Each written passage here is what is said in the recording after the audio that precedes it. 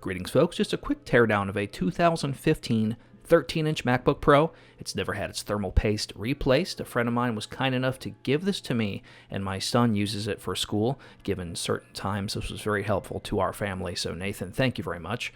Nathan did buy this brand new in 2015. Never even opened it up, so while it is technically 5 years old, it was still wrapped up in its plastic, and it was just turned on for the first time last week. But I know how thermal paste works, and if it sits in the warehouse for up to a year, it's common for the paste to dry, and this machine spins its fans a little bit louder than I was used to since I do have experience with these at least several years ago. I figured it would be a good idea to replace the thermal paste, so here we are. Now, we do not have any before and after thermal performance figures. My son doesn't care, and neither do I. This is just some common sense maintenance that is definitely long overdue. So removing the bottom panel, you'll need a P5 pentalobe screwdriver or screwdriver bit.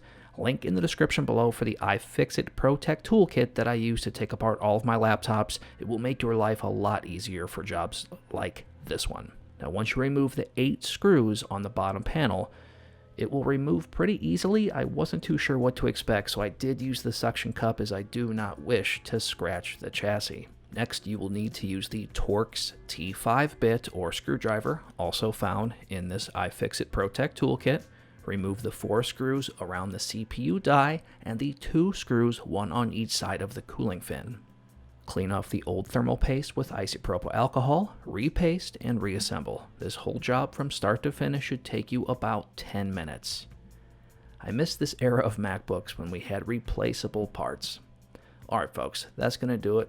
Sure, somebody out there definitely will find this useful. Very simple job.